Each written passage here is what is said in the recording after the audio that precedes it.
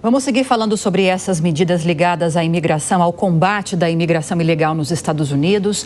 Agora com o Gustavo Nicolau, especialista em direito imigratório, a quem agradeço a participação. Doutor, bem-vindo, bom dia. Muito bom dia, obrigado pelo convite. Está muito claro, doutor, que a gestão Trump, ela trata todo e qualquer imigrante ilegal nos Estados Unidos como um criminoso.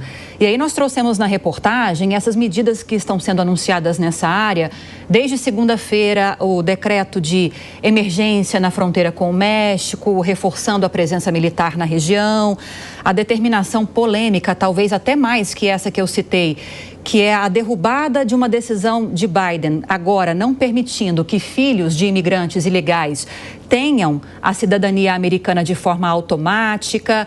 Enfim, tudo isso que está acontecendo e diante do que está previsto para acontecer nos próximos dias, já estamos vivendo um processo de deportação em massa nos Estados Unidos ou ainda não? Pois é, Lívia, essa decisão do Trump, ela veio através de uma medida provisória que aqui nos Estados Unidos se chama Executive Order.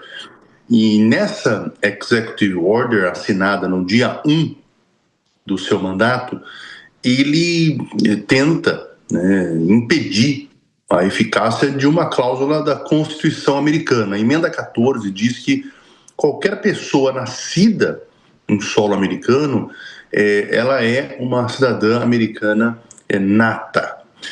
Isso acontece no Brasil também, né? No Brasil existe o jus soli, ou seja, você tem o direito ao solo no qual você nasceu.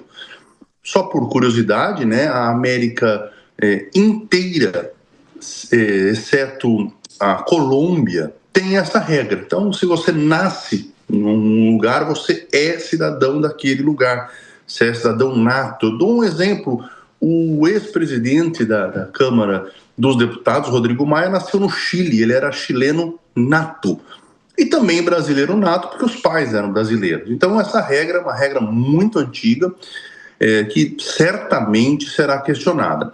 É muito importante mencionar que a ordem executiva de Trump diz que não serão cidadãos americanos aquelas crianças que nasceram de uma mãe que está ilegal em solo americano, mas também da mãe que está aqui como turista ou estudante, o que num primeiro momento, valendo a regra dele, retiraria, né, ou diminuiria muito o turismo de parto, pessoas que vêm para cá para que o filho nasça em solo americano e voltam para os seus países de origem, que não é ilegal, nem era ilegal, mas agora não terá essa eficácia de esta criança ser cidadã americana.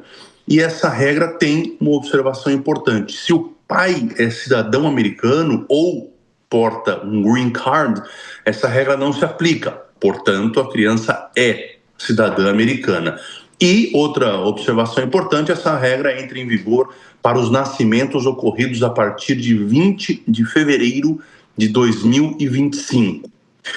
Óbvio, isso será alvo de imenso questionamento e a gente vai ver uma verdadeira batalha judicial até que os 9 justices da Suprema Corte decidam sobre o assunto.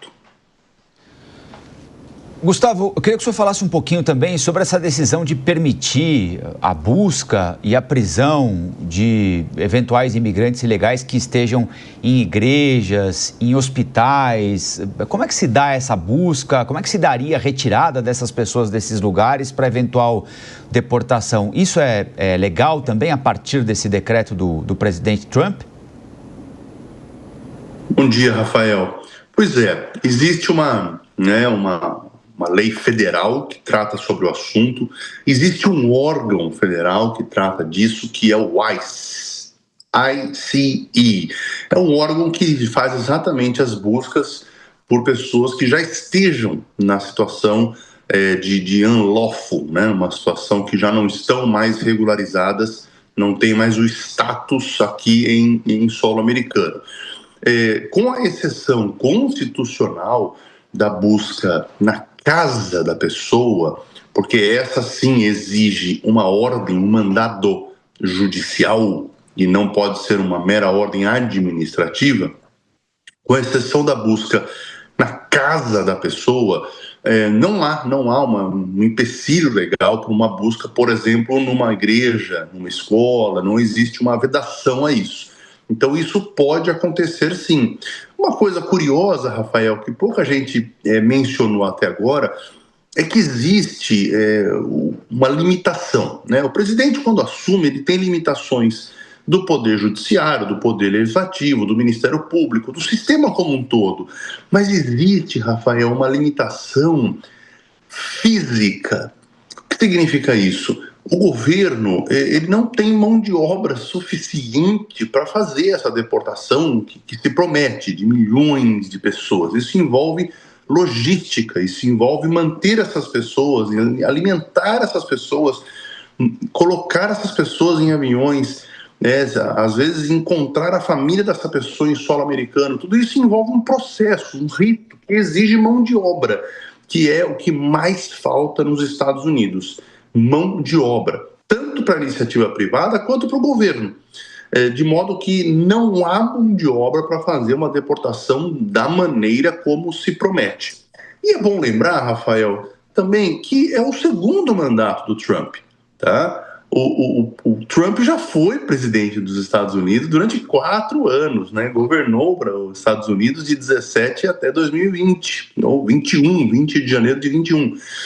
E a realidade já se impôs a ele, né? Então ele anuncia medidas, uma retórica muito forte, assina muitas executive orders no dia 1 do seu mandato, já tinha feito isso em 2017, mas há uma limitação prática, uma limitação institucional também dos poderes do presidente. É daí que vem a separação de poderes e os freios e contrapesos.